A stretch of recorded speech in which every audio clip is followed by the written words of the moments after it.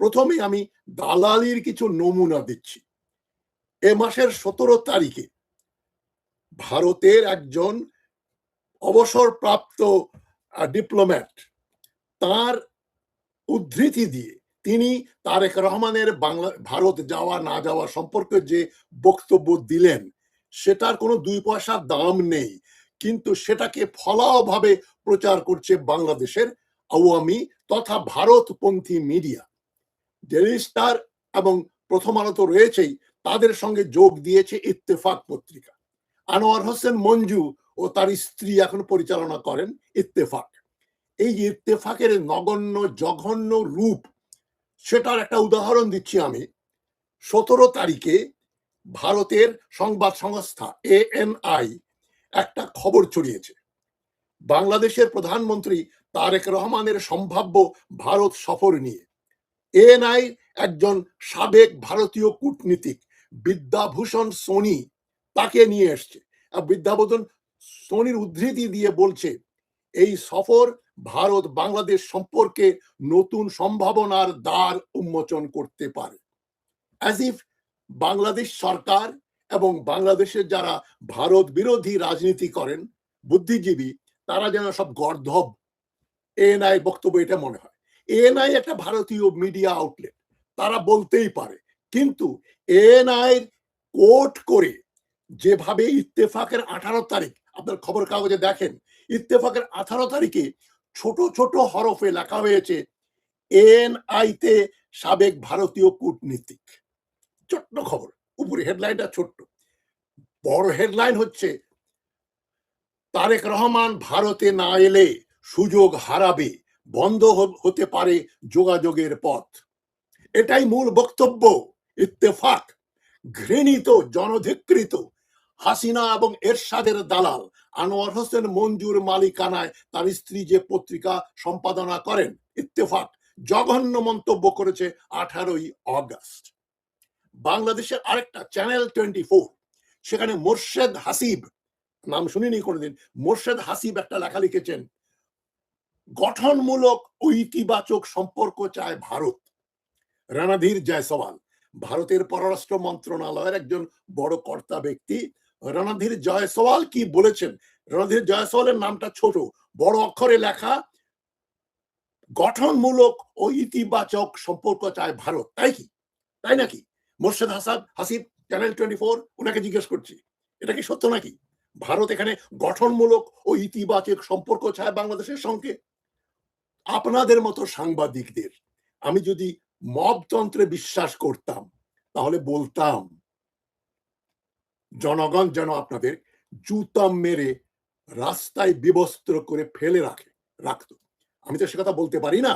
তবে মোর্শেদ হাসিব এবং ইত্তেফাক পত্রিকার সম্পাদক মন্ডলী যে দালালির নিদর্শন দিলেন, তাদেরকে আমি মব ভায়োলেন্সের সমর্থক করে বলতাম, এদেরকে মবের হাতে তুলে দাও, যা করার এরা করবে।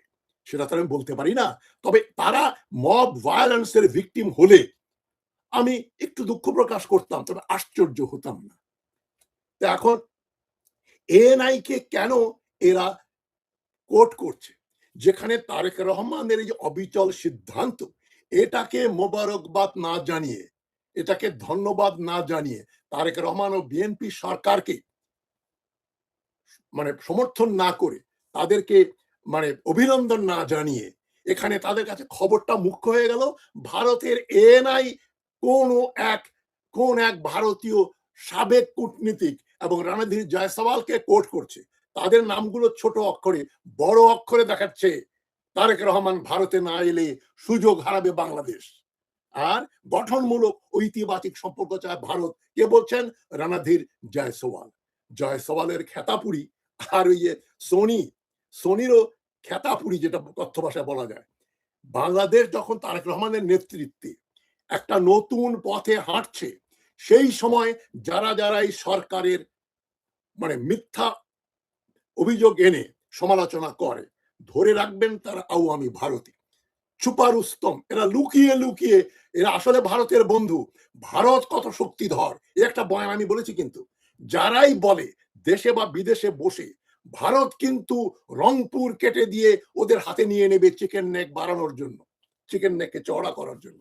এটা হচ্ছে যারা মিলিটারি স্ট্র্যাটেজি বোঝেন না, যুদ্ধ বিগ্রহ বোঝেন না, আধুনিক যুদ্ধের সম্বন্ধে কোনো ধারণা নেই, অথবা অথবা তারা ভারতের পা চাটা দালাল, ভারতের পয়সা তারা চলেন, বা ভারত যাতে সুবিধাজনক অবস্থানে থাকে, বাংলাদেশিরা যেন ভারতকে ভয় করে, এই বয়ান হচ্ছে সেই বয়ান। এই দুটোই ইত্তেফাক, চ্যানেল 24 এবং সে সমস্ত বড় বড় ইউটিউবার যাদের একজন নাসিরউদ্দিন পাটোয়ারিকে স্বরাষ্ট্রমন্ত্রী বানিয়ে দিয়েছিলেন। তুমি তুমি আমার স্বরাষ্ট্রমন্ত্রী হবা, তারপরে তোমার আমি বুঝাইয়া দেবো কিভাবে দেশ চালাইতে হয়। এই ধরনের ভারত বন্ধু সাংবাদিক বা যারা যারা অ্যানালিস্ট, তাদের একটা এজেন্ডা আছে। আর ইত্তেফাক পত্রিকা বলেন, চ্যানেল 24 বলেন, প্রথম আলো বলেন, ডেইলি স্টার বলেন, এবং বাংলাদেশের অধিকাংশ মিডিয়া আউটলেট আওয়ামী তথা ভারতের দালাল। এএনআই রিপোর্ট অনুযায়ী সাবেক কূটনীতিক বিদ্যাভূষণ সোনি বলেছেন, তিস্তা নদী, রোহিঙ্গা সমস্যা সহ অনেক অমীমাংসিত ইস্যু রয়েছে, অ্যাজ ইফ ভারত সেগুলো কোনো দাম দিয়েছে। 2011 সালে যখন মনমোহন সিং প্রধানমন্ত্রী ছিলেন, তখন আমরা শুনলাম ভারতপন্থী মিডিয়ার কাছেই বাংলাদেশে বসে যে মনমোহন সিং আসছেন, তিস্তার পানি দিয়ে দেবে। মনমোহন ঢাকায় এসে কি বললেন মনে আছে? তিনি বললেন, আমার কেন্দ্রীয় সরকার তো তিস্তা নদীর পানি বাংলাদেশকে দিতে রাজি ছিল, তবে তবে পশ্চিমবঙ্গের মুখ্যমন্ত্রী মমতা ব্যানার্জি এর ঘোর বিরোধী, তিনি তিস্তার পানি পশ্চিমবঙ্গের জন্য চান, তাই আমাদের হাত পা বাঁধা। এটা বলল ওই বদমাইশ মনমোহন সিং। আপনি ভারতে কংগ্রেস বা বিজেপি বা যে সরকারি ক্ষমতায় থাকুক না কেন, মূলত এটা হচ্ছে মূল মন্ত্র, মূলত মনে রাখবেন, ভারতের কোন সরকার, ভারতের কোন রাজনৈতিক দল, ভারতের কোন রাজনৈতিক ব্যক্তিত্ব, আর যাই হোক, বাংলাদেশ ও পাকিস্তানের বন্ধু নয়। ভারত বাংলাদেশের একটা শত্রু রাষ্ট্র। এটা যদি বুঝতে না পারেন, মৌলানা ভাসানী যেটা বলেছিলেন যে ভারত যে বাংলাদেশের সবচাইতে বড় শত্রু, এটা বুঝতে না পারলে তোমার সমস্ত জীবন ব্যর্থ, রাজনীতি ব্যর্থ, লেখাপড়া ব্যর্থ, চাকরি বাকরি ব্যর্থ। কারণ বাংলাদেশের সার্বভৌমত্ব সবচাইতে দরকারি ব্যাপার। দ্রব্যমূল্য, তেল, গ্যাস, ইলেকট্রিসিটি, এগুলো আসবে তখন যখন বাংলাদেশ বলে একটা স্বাধীন দেশ টিকে থাকে। আমরা তো অলরেডি আদানির কাছে দাসত্ব চুক্তি হাসিনার মাধ্যমে বাংলাদেশ সাইন করেছে। তারা বিদ্যুৎ দেবে, তারা বিদ্যুতের বর্ধিত দাম আদায় করবে। এই কুইক রেন্টাল নামে যে কাজগুলো হাসিনা করেছেন, হাজার হাজার কোটি টাকার এখানে বরখেলাপ হয়েছে, হাজার হাজার কোটি টাকা বানিয়েছে সিঙ্গাপুরে বসে থাকা এবং এই দুর্বৃত্ত এবং এই হাসিনা সরকারের লোকজন, এই সাংবাদিক বৃন্দ তাদের দালালি করছে। সুতরাং রোহিঙ্গা সমস্যার ভারত কি সমাধান করেছে? রোহিঙ্গারা এসেছে এখানে কবে? কোন যুগে? বহুদিন হয়ে গেল। হাসিনার আমলে কি করেছে ভারত? কি করেছে? কিছুই করেনি। তিস্তার সমস্যা নিয়ে কি আলোচনা করবে? তিস্তার প্রজেক্ট কি তাদেরকে দেওয়া হবে? তিস্তা প্রজেক্ট যেহেতু বিএনপি সরকার, তারেক রহমানের সরকার চীনকে দেওয়ার ব্যাপারে আগ্রহী, সেই জন্য এখন নতুন ধোয়া তোলা হচ্ছে যে তিস্তা নদীর সমস্যা, রোহিঙ্গার সমস্যা সহ অনেক অমীমাংসিত ইস্যু আছে, সেগুলো ভারত এর সঙ্গে সম্পর্ক ভালো না হলে ভারত সেখানে করবে না। কেন বাবা? তারেক রহমানের তোমার দেশে যেতে হবে কেন? ভারত যদি এতই বাংলাদেশের বন্ধু সুহৃদয়, তাহলে তো তিস্তা নদীর পানি ছেড়ে দিক, তারা এই রোহিঙ্গাদের ফেরত যাওয়ার ব্যাপারে একটা রোল প্লে করুক, তারা এখানে পুশিন বন্ধ করুক, ভারতীয় মুসলমান নাগরিকদেরকে জোর করে বাংলাদেশে ঢোকানো বন্ধ করুক, বাংলাদেশের হাসিনাকে ভারতে রেখে তাকে বাংলাদেশ বিরোধী বক্তব্য দেওয়া থেকে বিরত রাখা হোক। এবং সরকার যেটা দাবি করেছেন, আমি খুবই খুশি, তারেক রহমানের সরকার সর্বপ্রথম, যেটা ইউনিট সরকারও করেনি, হাসিনাকে বিনা বাক্য ব্যয়ে বাংলাদেশে প্রত্যর্পণ করতে হবে। প্রত্যর্পণ চুক্তি হয়েছে 2013 সালে। ওই চুক্তি অনুযায়ী ভারত যদি হাসিনা ও তার দোসরদের বাংলাদেশে ফেরত না দেয়, তাহলে ভারতে তারেক রহমান যাবেন না। এবং এর আরেকটা ব্যাপার হচ্ছে, তার মানে ভারতের সঙ্গে আমরা কূটনৈতিক যে টানাপোড়েন তৈরি হয়েছে ওটাকে দীর্ঘায়িত করব, ভারতের সঙ্গে আমরা সকল রকম সম্পর্ক ছিন্ন করব। ফরাসি বিপ্লবের সময় যখন বিপ্লব বিরোধী ব্রিটেন যখন ফ্রান্সের বিপ্লবীদেরকে ওখানে শেল্টার দিচ্ছিল, ব্রিটেনের লন্ডনে যখন এরা শেল্টার পাচ্ছিল, তখন কি করেছিল ফরাসি গভর্নমেন্ট এবং নেপোলিয়নের সরকার? কি বিলাতের সঙ্গে কূটনৈতিক সম্পর্ক রেখেছিল? রাখেনি। তখন বিলাত, ইংল্যান্ড ছিল ফ্রান্সের দুশ্মন নাম্বার ওয়ান, প্রধান শত্রু, তাদের সঙ্গে যুদ্ধের সম্পর্ক, তাদের সঙ্গে কোনো কূটনৈতিক সম্পর্ক থাকতে পারে না। ভারতের সঙ্গে আমাদের যুদ্ধের সম্পর্ক হবে। আমি আপনাদের আমার ক্ষুদ্র জ্ঞানে বলে দিচ্ছি, আমি আগেও বলেছি, ভারত কোনোদিনও কোনোদিনও কোনোদিনও জীবনেও কোনোদিনও বাংলাদেশের বিরুদ্ধে সৈন্য মোতায়েন করে বাংলাদেশের 1 ইঞ্চি জায়গা দখল করতে পারবে না। ভারত চীন এবং পাকিস্তান সীমান্ত থেকে এবং তার কাশ্মীরে, যেখানে ভারতের 5 লক্ষের উপর সৈন্য রয়েছে, স্বাধীনচেতা কাশ্মীরিদের আন্দোলন বন্ধ করার জন্য, এই লক্ষ লক্ষ সৈন্য কাশ্মীর থেকে, পাকিস্তান ফ্রন্ট থেকে এবং চাইনিজ ফ্রন্ট থেকে সরিয়ে বাংলাদেশের বর্ডারে মোতায়েন করবে। রংপুর কেটে নিয়ে যাবে, রংপুর বিভাগ। ভারতকে পুনর্জন্ম নিলেও সেটা সম্ভব হবে না, পারবে না। ভারত আক্রমণ করলে বাংলাদেশের 10 ডিভিশন সেনাবাহিনী এবং বিমান বাহিনী এবং যে আমাদের নৌবাহিনী আছে, সেটাকে ভারত মোকাবেলা করতে হলে তাকে আরো ডবল সৈন্য সংখ্যা নিয়ে আসতে হবে। 20 ডিভিশন সৈন্য মোতায়েন করতে হবে আমাদের 10 ডিভিশন সৈন্যকে পরাজিত করার জন্য। আর 18 কোটি জনগণ ভারতকে প্রতিরোধ করবে। এটা 71 সাল না, 1971 সালে বাংলাদেশের জনগণ ভারতীয় সৈন্যদের, ভারতীয় প্যারাট্রুপারদের ওয়েলকাম করেছিল। এখন তারা লাঠি হাতে তাদের পেটাবে এবং তাদের বর্ডার থেকে বের করে দেবে।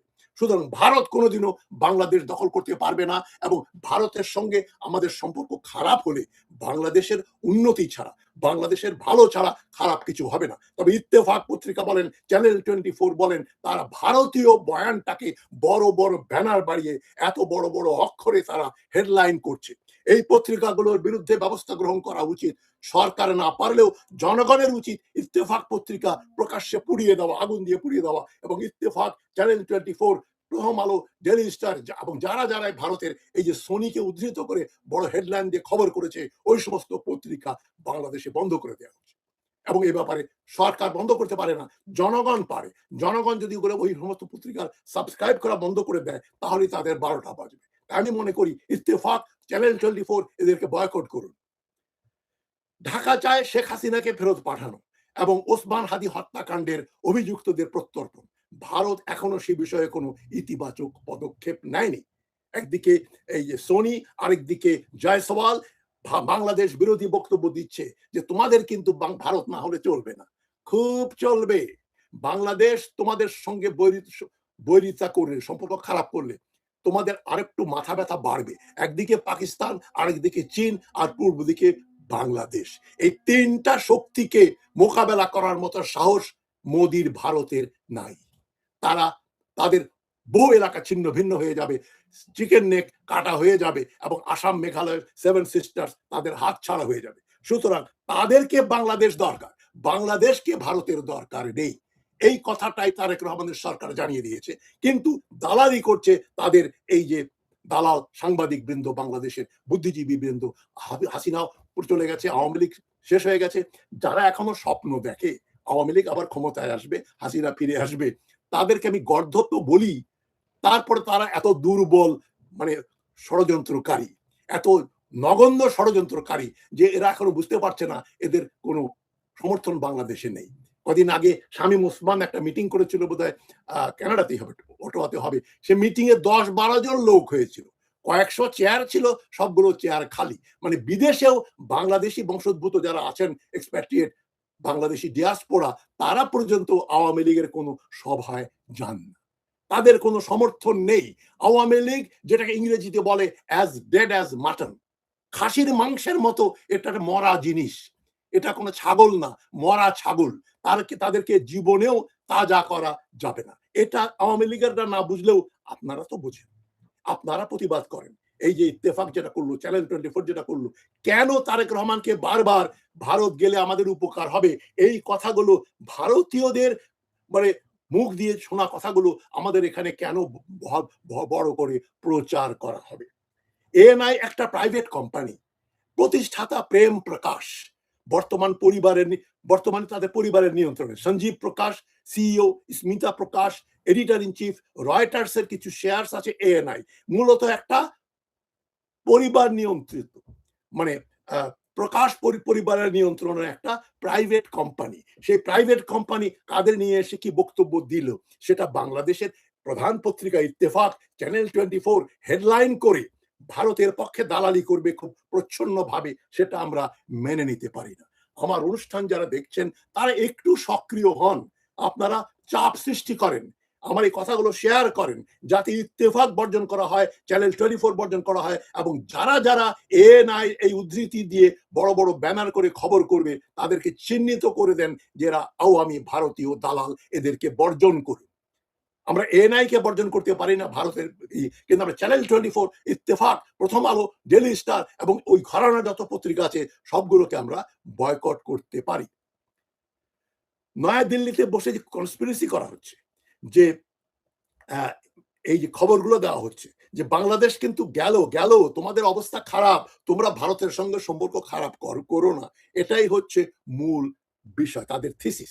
এটাকে আমরা মান্য করি না, বর্জন করি, এটাকে বাংলাদেশ বিরোধী বলে আমরা অভিহিত করি। এখানে আরো স্পষ্ট অভিযোগ, এএনআই বারবার এমন থিঙ্ক ট্যাঙ্ক ও বিশেষজ্ঞ উদ্ধৃত করেছে যারা বাস্তবে নেই বা অনেক আগেই বন্ধ হয়ে গেছে। তারা ফেক নিউজ করছে এবং অধ্যাপক ও বিশেষজ্ঞ এ সমস্ত নাম দিয়ে ভারতীয় মিডিয়া, কলকাতার মিডিয়া, দিল্লির মিডিয়া খবর দিচ্ছে বাংলাদেশ গেল গেল, তোমাদের সঙ্গে ভারত না থাকলে তোমরা শেষ হয়ে যাবে। আসলে ব্যাপারটা পুরোটা উল্টো। ভারতের পক্ষে যাওয়ার জন্যই কিন্তু হাসিনা পত্র পাঠিয়ে বিদায় হয়ে গেল অগাস্ট 5 তারিখে। আমি জুলাই মাসের শেষ সপ্তাহে বলেছিলাম যে হাসিনার দিন কিন্তু ফুরিয়ে আসছে, জুলাইয়ের প্রথম দিকে বলেছিলাম, 1 মাসও লাগেনি। চীনকে রাগিয়ে বাংলাদেশ টিকতে পারবে না, ভারতের পকেটে গেলে বাংলাদেশ সরকার টিকবে না। সুতরাং প্রশ্ন থেকেই যায়, একটা সংবাদ সংস্থা যদি বারবার ভুয়া সূত্র ব্যবহার করে তাহলে তাদের রিপোর্টকে আমরা কেন নির্ভরযোগ্য মনে করব? তাই না, শুধু তাই না, কেন আমাদের মূল ধারার মিডিয়া তাদের কথা প্রচার করব, প্রকাশ করব? সুতরাং এখানেই সবচেয়ে বড় সতর্কতা।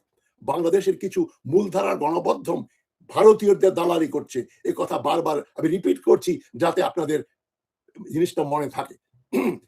তারেক রহমান ভবিষ্যতে যেতে পারেন, এটা আবার পররাষ্ট্র মন্ত্রণালয়ের একজন কর্মচারী অফিসারের কথাটা বলেছেন। আমি সন্দেহ করি তিনিও ভারতের দালাল এবং আওয়ামীদের দালাল।